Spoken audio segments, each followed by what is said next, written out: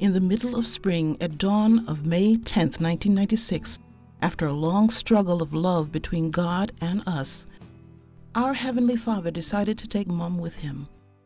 Her 11 children watched her leave without a fuss, naturally, like she had lived. We fought to keep her here, and God, out of love, pulled on her. He was stronger, and now he has her with him in the eternal land where she awaits us. We have a date to meet in heaven, she used to say.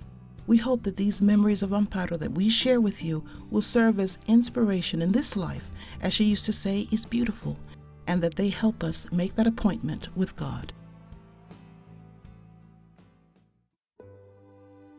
I've had a very happy life. I only have reasons to thank God.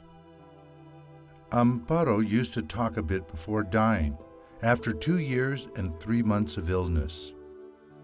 She was born on May 26, 1925, in Valencia, Spain. Her father, Amparo Portilla, engineering captain in the army, and her mother, Amparo Crespo, had married a year earlier. After their first daughter, they had 3 more children, Maria Julia, Mercedes, and Alberto. Amparo was baptized in the St. John and St. Vincent Church on the 31st of May, and her godparents were her grandparents, Evaristo Crespo and Francisca Hueso.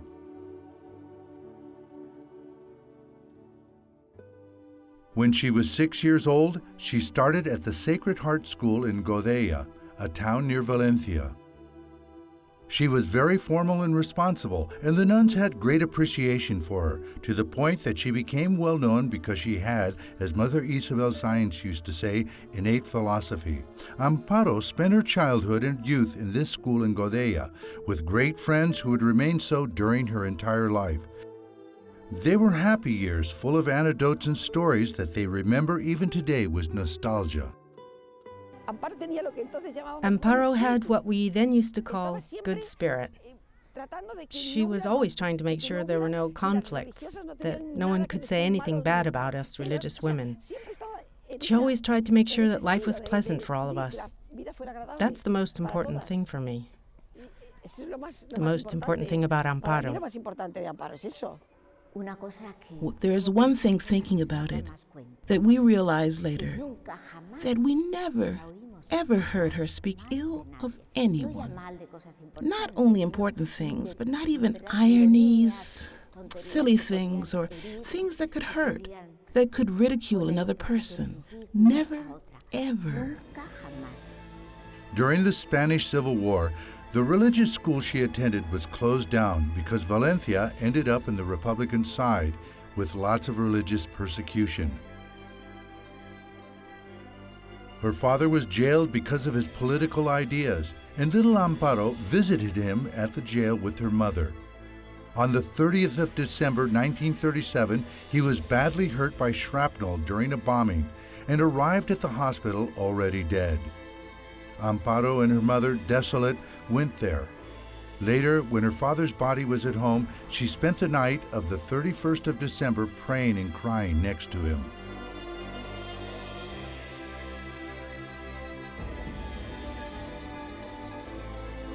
Due to her age, she was aware of the tragedy that had just befallen the family before her brothers and sisters. As the oldest, she felt the responsibility more directly. This led her to mature rapidly, making her more serious and reserved. Her mother relied on her a lot during this period. Those years were especially tough for the entire family because the cruelty of war arrived with the death of their father, so they were very short of money. During the bombings, instead of going down to the shelters, the family stayed at home praying until they stopped. But Amparo never complained, nor showed the slightest bitterness or hatred towards those who killed her father. She simply prayed for him and his salvation, together with her mother, who fought to keep the family united and raised them in a Christian environment.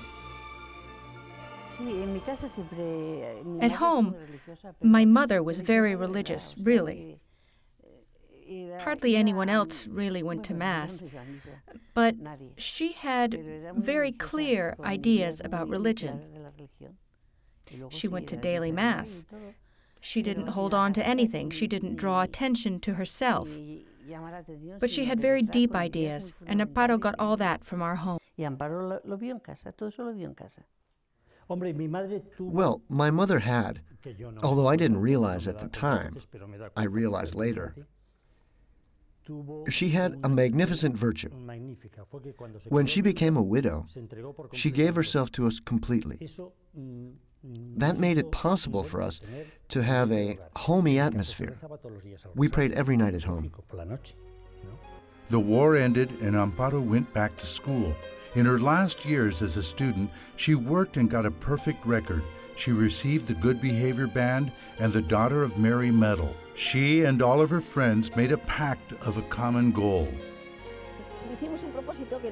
We decided on a goal that the nun who took care of us told us about, to ensure that we never committed a mortal sin. That was the first one. And the second one, which is sweeter for me, was that I never went to bed at night without praying 3 Hail Marys to the Virgin. And I think we've all kept it up because when some of us meet, those of us that live in Valencia, we always remember that promise that we made, that we never stop praying 3 Hail Marys to the Virgin at night.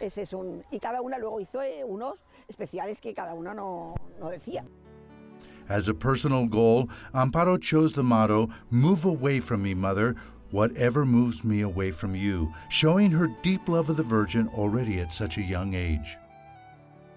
Finally, in 1944, she passes the final state exam, which at the time meant the end of secondary education as she leaves school. Once she leaves, she studies teaching and child care. At the same time, she directs the catechism at the Santa Cruz Church in a humble neighborhood of Valencia. She's constantly charitable with the children that come there, generously helping them and their families with anything she can. Her spirit of sacrifice is reflected in the following anecdote. When those poor children did their first communion, Amparo took their suits home to wash and iron them, filling the bathtub with lice. Amparo had a deep-seated spirit of service. She was an example of Christian life from the beginning. She always lent a hand in moments of trouble. She knew what needed to be done. She never hesitated. She never spoke ill of anyone, and if someone exceeded themselves in their behavior, she always found a reason to excuse them. Wherever Amparo was, she drew attention. If boys approached the group, she always stood by them. She said kind things to all of them. She was very pretty. Many young men fell in love with her, but she was delicately prudent with all of them. She truly was very pretty. She had great sweetness in her face. She was very kind to everyone. She was never violent with anyone. When she didn't like boys, and there were lots of those, she told them no, but gently, setting them up with other girls from Valencia, friends of hers, with whom they later married. She had a very nice gesture with 2 brothers. She liked one of them, but both of them liked her. There were arguments between them and they started fighting, when in fact, they had always gotten on very well. In view of this, she broke up with both of them so that they wouldn't fight, but she really did like one of them. Even before she got married, Amparo had the disposition to bear the children that God saw fit to send her. It was a subject she was very clear on, as can be understood from this letter to a cousin of hers. Children are a gift from God. He gives them to us in deposit, not in ownership.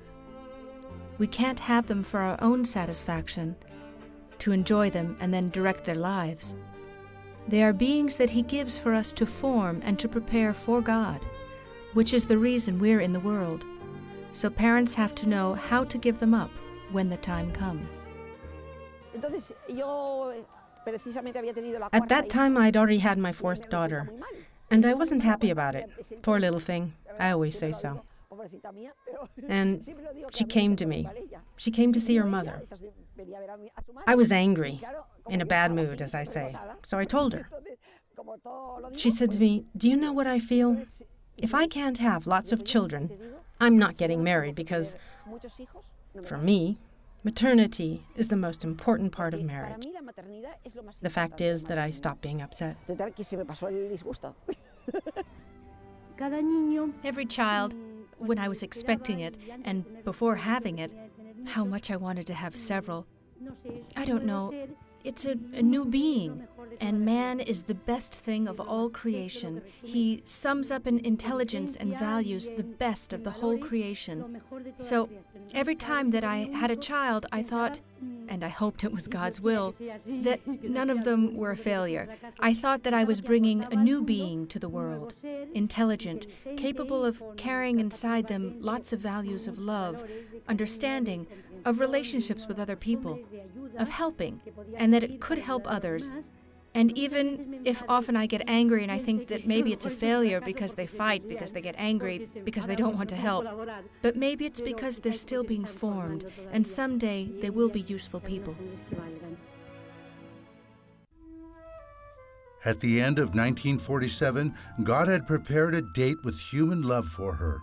One afternoon in Valencia, walking along a busy street with a friend, she met a nice young man. His name was Federico Romero. They met again, they fell in love, and Amparo thought that opportunities don't come around twice in life.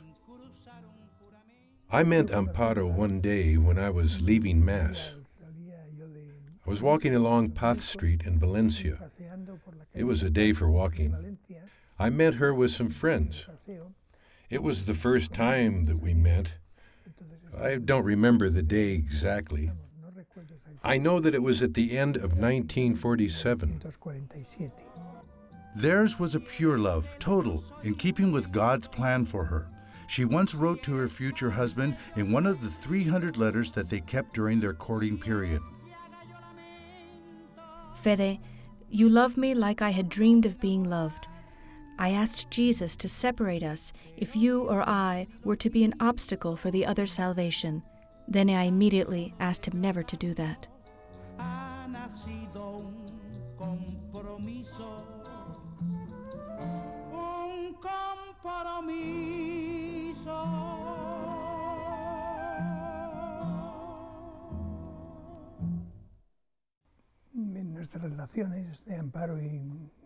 The relationship between Amparo and I was like any courting relationship of the time, quite different from what one hears or now sees on television. But that doesn't mean that we didn't love each other a lot. We had mutual respect, and we took care of all the ways of living it. I even remember that before we married, we both agreed to undertake a tradition that we had heard about. It was called the Tobias Nights. It meant that for the first 3 days, the marriage wasn't consummated, like in the book of Tobias in the Old Testament. She thought it was a very good idea, and that's what we did.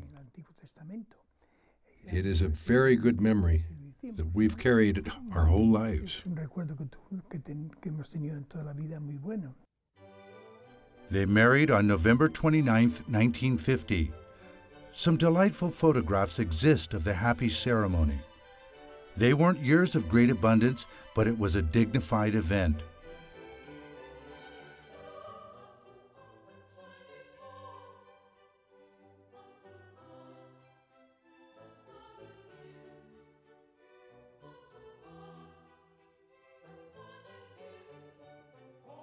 They then moved to live in Madrid.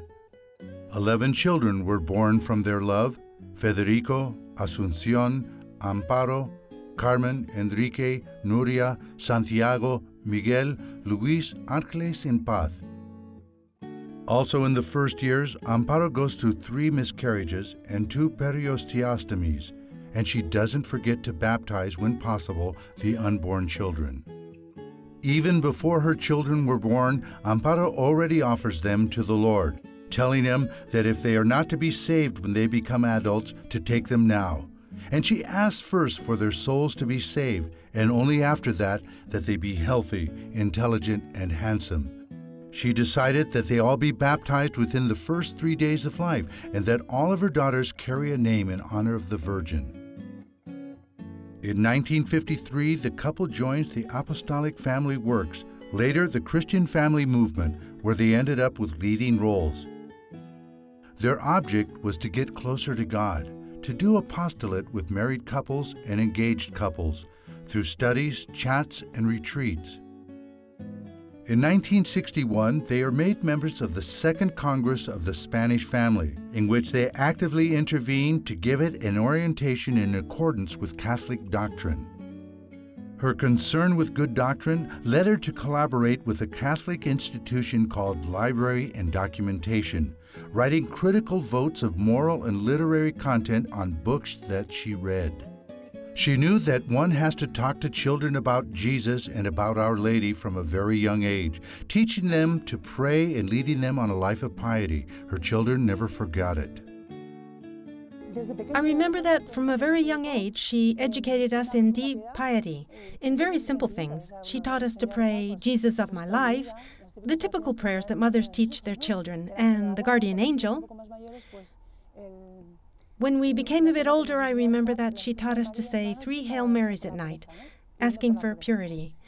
We went to Mass every day, but she didn't force us when we were very little. On Sundays, she encouraged us. We also said the Rosary as a family. When we'd be in the car, we'd almost always say the Rosary. We made sure that each child was in charge of one of the mysteries so that they would participate more. At home it was funny because in the apartment next to ours, there were some friends of ours who had several children, and there was only a thin wall between us. Apparently, when their children were asleep, the couple said the Rosary, and we could hear it from our apartment, and often we said the Rosary in answer to them without them knowing it. The couple took great care to choose schools which properly combined human and religious education for their children. We have to remember that Amparo studied at the Sacred Heart of Goya. The good Christian education that she received there is what she wanted for her daughters. She enrolled them in the Sacred Heart of Madrid. The boys went to a Marianist school, Santa Maria de Pilar. In order to reduce cost, Amparo had to take lunch for her children every day so that they could eat it in the cafeteria. What did it matter if it meant a big economic effort, if it was the best for her children? Amparo fought hard for the Christian values that her children should receive, and she didn't hesitate to complain about the mistakes made in lots of schools in those times.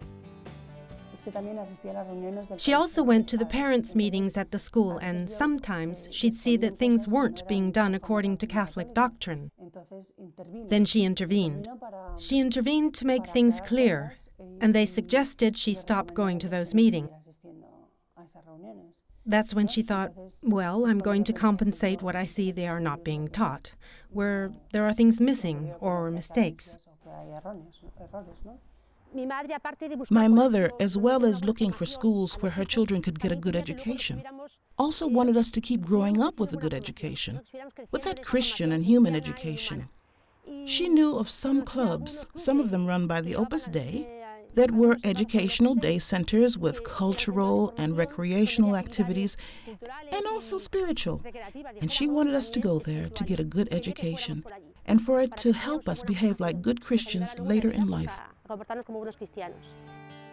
Amparo knew that freedom is essential to be able to love God. That's why she didn't press her children. She guided them in the good use of that divine gift. At the same time, she made them see that to exercise personal freedom, one must also have a personal responsibility.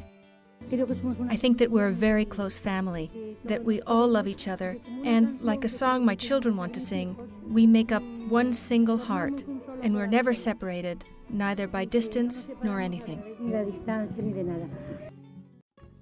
From 1963 onwards, the family spent their summers in Riaza, a beautiful village in Segovia. Until then, they had spent them on the Spanish coast. But those years coincided with the time that tourism reached Spanish beaches, with the corresponding deterioration of manners. The couple didn't approve of their older children witnessing certain scenes and decided to change the beach for the mountains. Amparo, who was very sure of herself, went to see the mayor and she told him. The mayor answered that yes, she was right, and that they'd see if they could do something. He didn't do anything, there wasn't much he could do. So then we decided to leave a place like that and spent the summers of the following years, until Amparo got ill before she died, in a village in the Central Mountains. That is to say, that we changed our lives so that our children didn't directly perceive bad examples. In Riaza, Amparo was very much appreciated because she greeted everyone nicely and sweetly showed an interest in people and their needs. A practical example of her worry not to discriminate against anyone is that she would shop in all of the bread stores and all of the other shops in order to be fair, even if she had to go further to get there. But it wasn't only in the details, but in more important acts. There was a family there that had difficulties taking care of their small daughters. Amparo couldn't go herself due to her obligations, but she managed to get her daughter Nuria to go and help the needy mother. It was truly wonderful to go to Mass with Amparo in Riaza.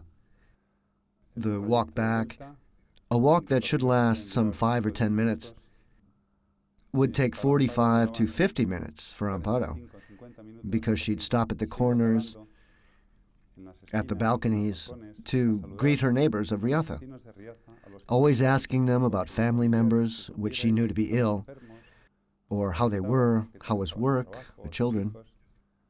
I always thought that it wouldn't have been possible. Amparo didn't have the memory that her husband Federico had. If it weren't that she wished them well so often, thought about them, or prayed for them. One of the things that Amparo most liked about Riaza was the fact that the village patron was Our Lady of the Shawl, because she always invoked the Virgin, asking her to protect her children under her shawl. There's a hermitage in Riaza called de Ontanares, which has Our Lady of the same name inside it, and to whom Amparo made more than one promise. Her home was an open and welcoming house. Everybody slept there. Siblings and the children that no longer lived there, her grandchildren, cousins, friends of her children, and even people she didn't know who had no money to pay for a room. I think the fact that we were so many children influenced my mother, because she always used to say that where 13 eat, so can 15 or 16. Since she had to do it anyway, it didn't really matter. Our friends, family, cousins, all came. I remember that during the summer in Riaza, we were never alone. That's where we spent the summer, well, for many years, and always someone's friends would come and spend a couple of days, or cousins or people passing by. Those were different times, not like now, and several girls were passing by.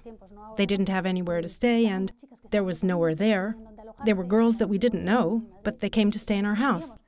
It was a special thing. We'd feed them, prepare some beds. She didn't mind. Amparo helped in retreats that were organized in Riaza, attending and inviting all her friends and people she knew. She always took notes of the meditations and extracted her conclusions. I want to give myself to God through the love for my husband, my children, and as much as possible, others. The Lord comes to meet me in whatever situation. Loving my husband is the way to love him. I have the grace, but I'm not conscious. I must love them all with their defects. After Mount Tabor, Peter denied the Lord. I ask and hope that after this Mount Tabor that the Lord gives me, to be faithful to him always, to have a firm determination not to go back, to advance every day behind him.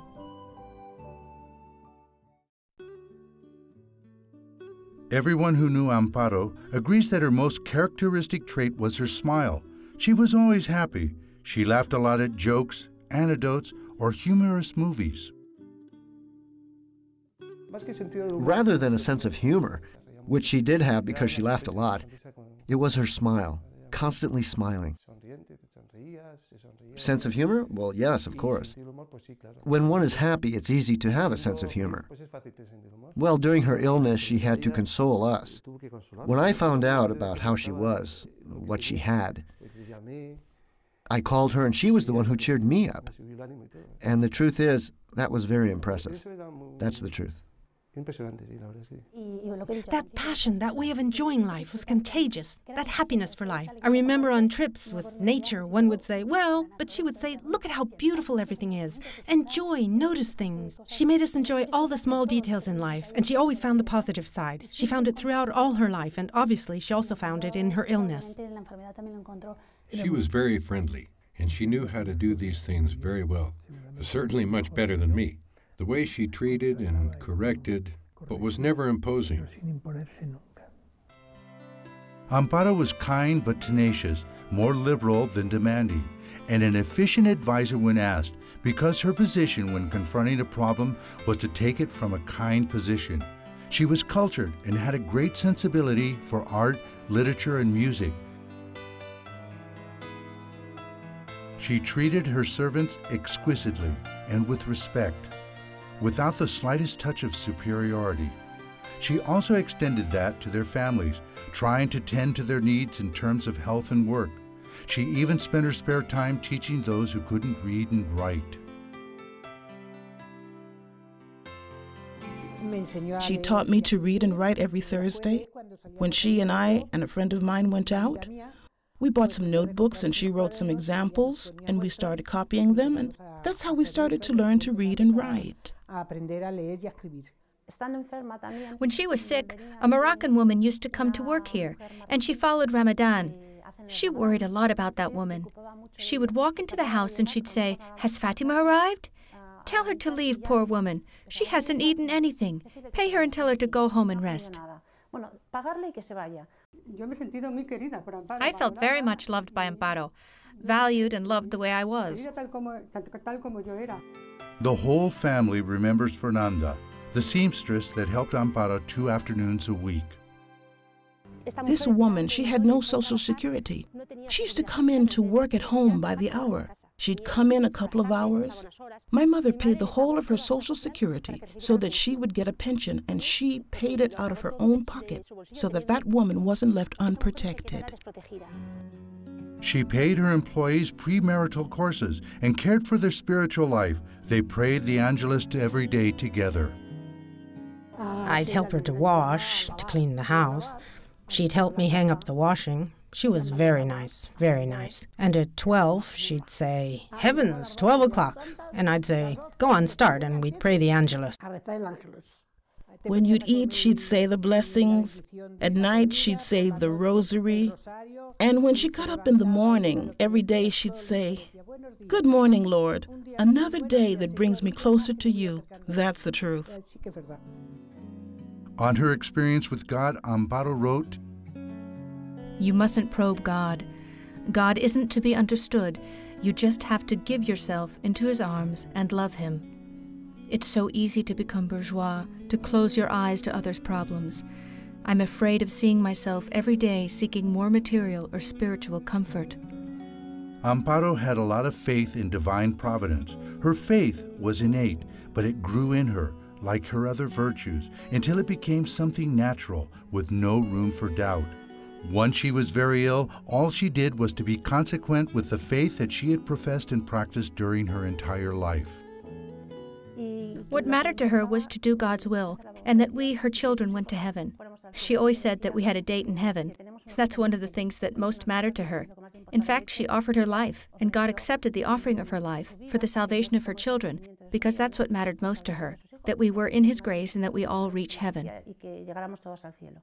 She always had God in the forefront. Nothing was impossible for her. Everything was good. She used to say, if it's God's will, and you'll see how God does it, and things like that. I would highlight, out of this soul's values, the deep faith that she had in God's giving, in God's will, whatever God wants, whatever He wants. Her togetherness, which gave her enormous strength to lead her life with love in the pain that she carried, and her deep love of God and her neighbors. She was always so prudent that she never allowed herself to talk badly of anyone. In the face of any adverse situation, she would turn to God and pray for a solution. She always counted on the Lord and had great peace, knowing herself to be in His hands. She lived in the hope of all Christians, and with it, she confronted adversity with the faith and happiness of those who give themselves to God. She had hope. She trusted to be able to enjoy eternal life in the divine love that she had started to sense in this world. Humble and sure of God's compassion and forgiveness, she knew that in the end of our lives, we will be judged in love. Those who knew Amparo agree on something that always surprised them all. She would never criticize. She avoided gossip and slander. She always looked on people's good side and forgave their defects. She treated everyone very well. She never said anything that could hurt anybody. She was always prepared to listen and to help. The most notorious thing about Amparo was her affectionate and cordial charity. She was a kind and affable woman. She would always find something good to say about a person. When someone criticized, she'd say, no, that person has such and such a quality, or some other good thing. Or someone that looked like a nice person, but that no one really knew.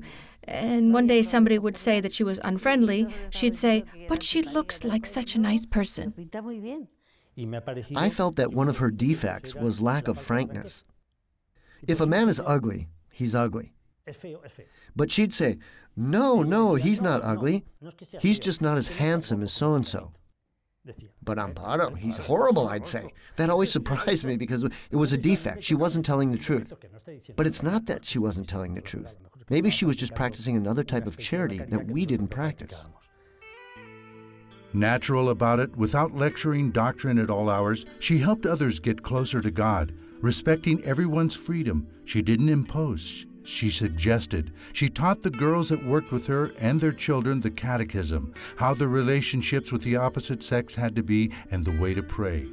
Until the end of her life, she made sure that her friends, children, and acquaintances remained close to Christ. She oriented and said what was in accordance with God's law. She had offered her life for her children's salvation soon before getting ill, and our Lord accepted the offer, sending her an illness that turned out to be deadly. But her suffering was not in vain. It produced many changes in attitude and brought her children and acquaintances closer to the faith.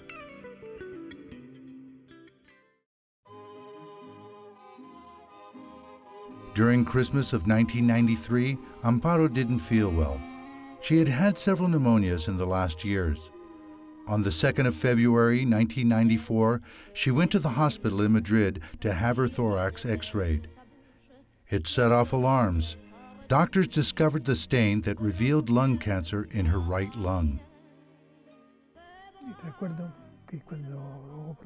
I remember in the afternoon, when we were alone, I told her what was happening, and she asked me some questions. I answered what we knew at the time. I thought she was very affected by this news, but then she went towards her room, singing a song called La Vie en Rose by Edith Piaf.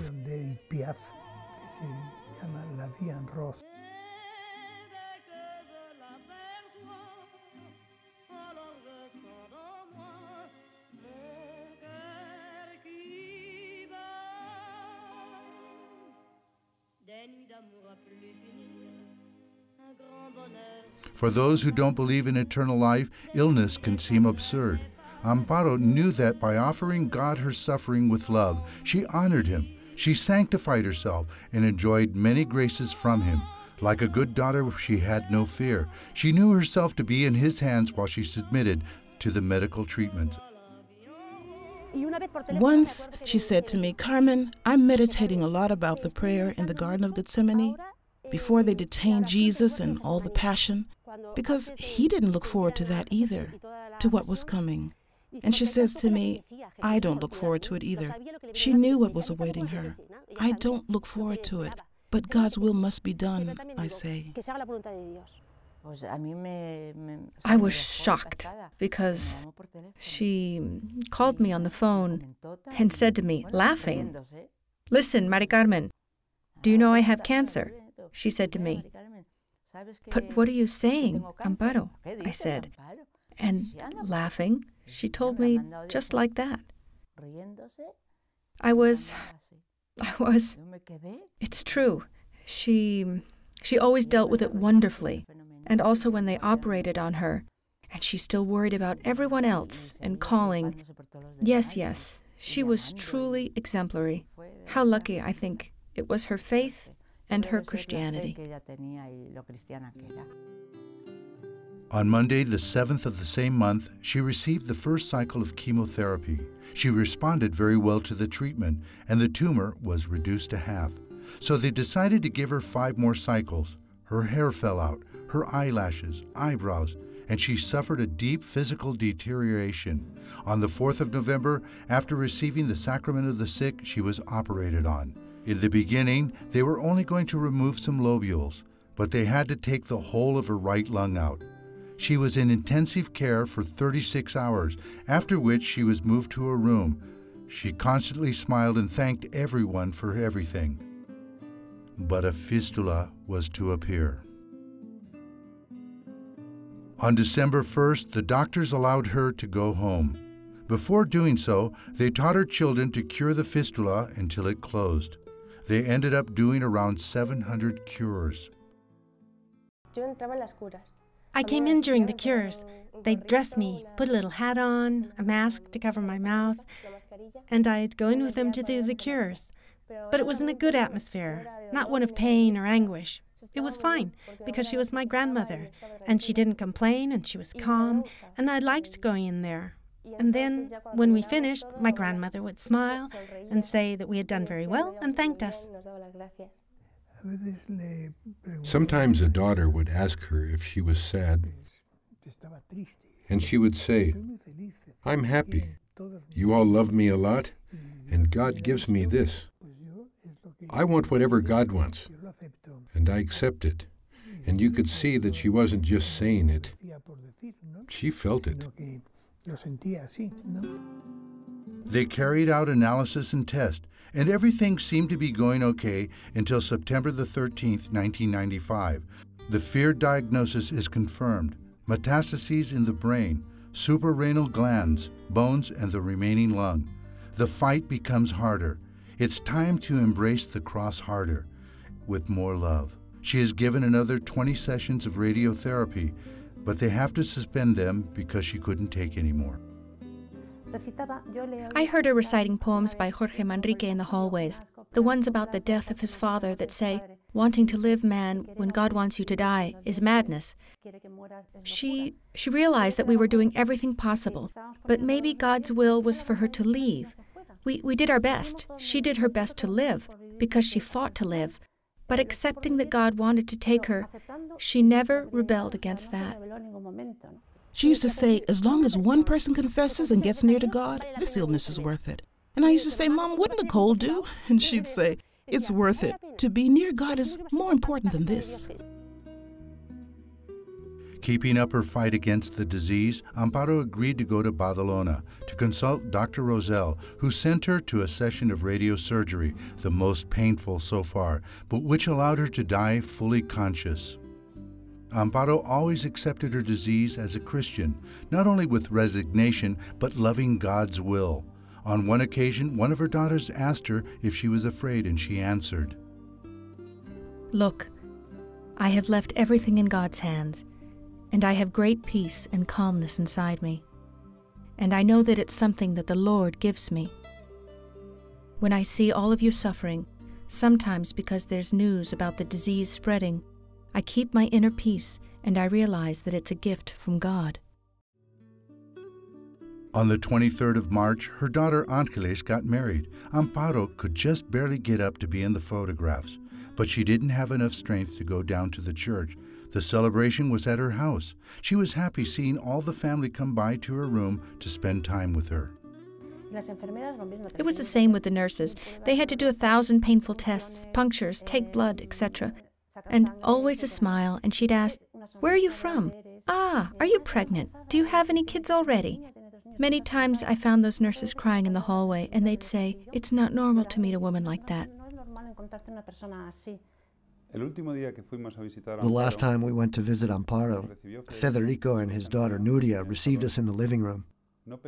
We didn't think that we'd be able to see her because she was already in a bad way and she hardly ever got out of bed. Nevertheless, a moment later, Federico called us in, saying that Amparo wanted to see us in the bedroom. My wife and I went in. Amparo was in bed, and she was able to say some loving words and give us a touching kiss. I had the feeling then, and later, when I've thought about it, that Amparo said goodbye to us then. I have never had such a clear idea that someone was so close to heaven in every sense of the word. On Wednesday, the 8th of May, she receives communion for the last time. She smiles and gives thanks. On Thursday, the 9th, at 11 at night, she begins breathing with difficulty. Her temperature goes up. At 3:45, when she's breathing more slowly, she opens her blue eyes, but with a lost look. She died a few seconds later. She was left with an expression of peace and a smile on her lips. Just as her life was an example for many to see how to apply a Christian mother's virtues to everyday life, her long illness offered family and friends an example to identify with Christ's pain. She joined her suffering with that of Jesus on the cross to participate in humanity's redemption as purification and reparation of sins. She had experienced that to have the cross is to have happiness because it is to have Him, the Lord. Only then can we understand the comforting effect that it had on those who were close to her during her last years. She is buried on the 11th in the San Justo Sacramento Cemetery in Madrid. Years later, she was moved to the Almudena Cathedral crypt in the large San Fernando Chapel. During the days following the burial, masses for Amparo were held in Valencia, Navarra, Sevilla, and Riaza. Just in the same way that I said that Amparo improved with time, I can say that with time, I have grown to love her more and more each day from the day I met her.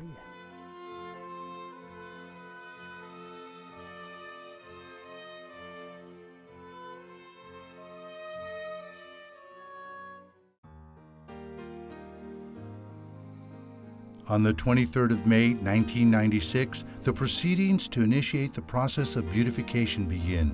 The initiative came from the family itself, who were later joined by their closest friends. An association was formed which worked on the requirements of canon law. They and many others were prepared to confirm her fame as a saint. The cause found an experienced postulator in the person of the Dominican father Crescencio Palomo. Amparo's process, as a married woman, has to be viewed from this perspective. For saints are not to be put inside a glass display case. Saints exist to be shown to the faithful, and they, seeing their virtues, take as fine example, since all Christians are called to sanctity.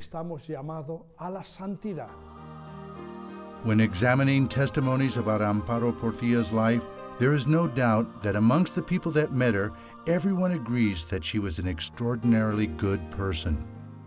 They agree that Amparo fought to sanctify herself in ordinary life, serving God through dedication to her family, her husband, and her 11 children.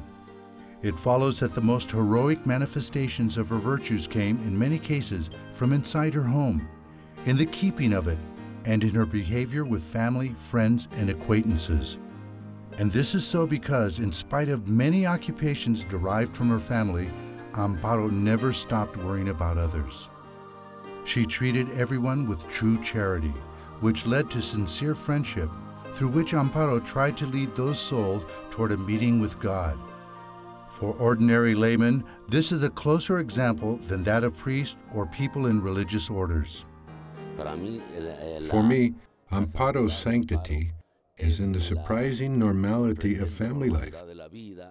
A Christian woman, a devoted wife and mother, faithful to her mission. That is what God asked of her. That is what she accomplished till the end. That is sanctity, to comply with God's will until the end, and without complaint. I often ask myself how Amparo would react to a certain situation or person. How would Amparo get something positive out of this person or react positively to that one? I think of her because she always managed to do it. I think my mother is not just a saint. She's an example of how to lead a normal, everyday life close to God. That's why I think she's an example of sanctity for all Christians. I'm no one to say if she is a saint or not. For me, she is. And in fact, I talk to Amparo with great devotion. And I tell her, Amparo, you are my friend. And I am your friend, but don't forget about me.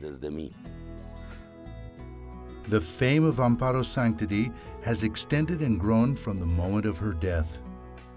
The first favors attributed to her, received at the Association for the Cause of the Canonization of Amparo Portilla, came from those who knew her in life, but currently there are many people who say that they talk to Amparo daily, asking for her help without even knowing her. There are even some testimonies of graces and favors in places as distant as the Philippines, the United States, and Mexico. Amongst the testimonies received of her fame of sanctity, which arrive at the Association's archives, are several stories of favors, both spiritual and material. Especially meaningful is the one relating to the healing of her own daughter, Asuncion, who was diagnosed with a tumor in the apophyses, which produced several ailments as well as stability problems. When the doctors saw the MRI, they decided not to operate because due to its location, there was great risk of damaging vital organs. They decided to let the tumor follow its course, with the danger of it damaging the parts where it developed. But her mother always prayed for her healing, and at the moment of her death, something amazing happened. There were two things the doctor told me which weren't normal. They were like two favors that had been granted to me. One was that when they took me off my medication, my prolactin increased slowly and not at full speed, which was what he expected, because that would have been the norm, for it to go up suddenly, which is something that I wouldn't have resisted. And another was that when my mother died, my tumor disappeared completely. I felt that no medicine could ease my nervous tension, and I felt how it suddenly disappeared. I was totally calm. Another thing was the loss of balance that I sometimes had. It also disappeared. It disappeared. I felt it at first at the wake.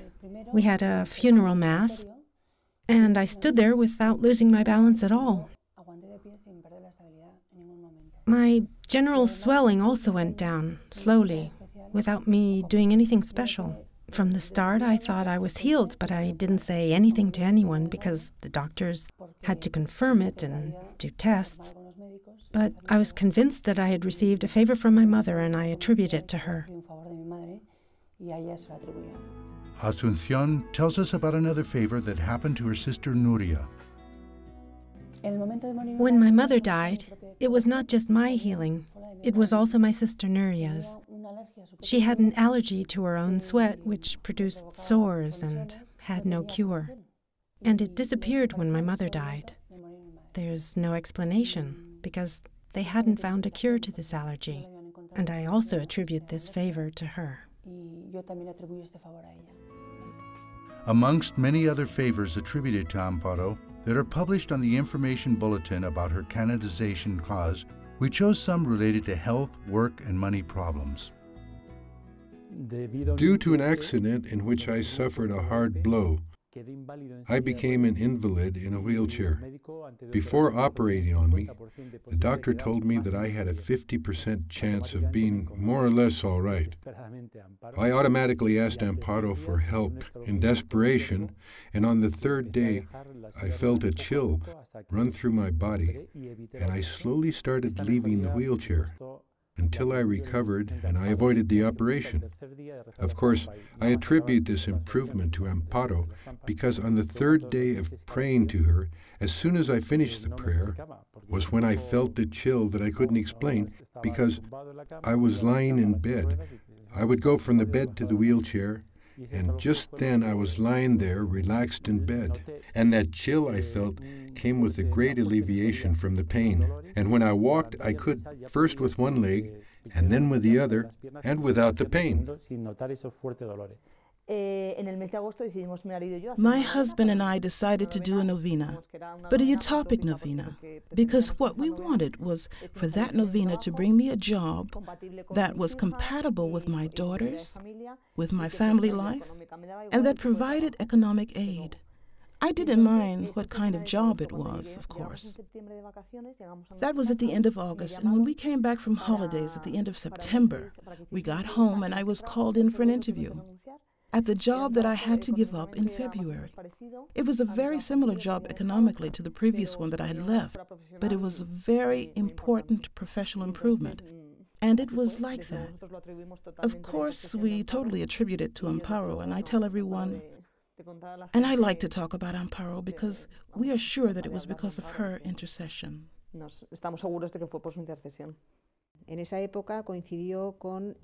At that time, we needed to sell the house that we had because we had put a down payment on another house, a big down payment. And we thought that in 8 or 9 months, which is what the sale process would take, until we signed the contract of the next house, we would have time to sell it. The problem was that months went by and we couldn't sell the house, and both my husband and I had lost all hope of selling it. Of course, this meant that we would lose the down payment, and it was money that we had worked hard for. I remembered that I had Amparo's stamp, and we started to do a novena tour, and it was surprising because in 4 days a couple came, and they took 24 hours to make up their mind. That is to say that in 24 hours they decided to keep the house. So I attributed that miracle to Amparo because really the experiences we had had with other potential buyers had been very different. I really think that it was Amparo that made the sale come through, and we will be eternally grateful to her. Barely 5 months after her death, on the 17th of December 2001, at Our Lady of the Sacred Heart of Madrid Church, the opening for the process of canonization for Amparo Portilla took place. It was presided by the Cardinal Archbishop of Madrid, Antonio Maria Rocco, and more than 400 people were there. The Cardinal praised Amparo's virtues and encouraged everyone to recognize the importance of matrimonial and family vocation for the edification of the Church. He reminded us that the Holy Father insisted we discover the vocation of Christians who live their Christian lives as laymen, husbands, fathers, and mothers, and that we see sanctity in them. A saint is one who has dedicated oneself to Jesus, one in whom you can see the figure of the Lord and the Lord's life. She gave the world the example of being a married woman, a woman in a true Christian marriage, where the main thing she sought was for God to be present in matrimony in order to do good for others. Amparo Portilla's life is a luminous example of the fact that sanctity is a universal call, that it is not reserved to priests or people in religious orders. It is accessible to all lay people, married or single, even those who, like Amparo, don't belong to any church movement or institution. God's paths are varied, but for the majority, the place to meet Christ is in ordinary life, at work, or in the mundane occupations of the home. In the middle of this, Amparo tried to live all of her virtues to their best, with nothing strange, with happiness, radiating the light of Christ, a human, lovable model accessible to all, very needed in this, our 21st century.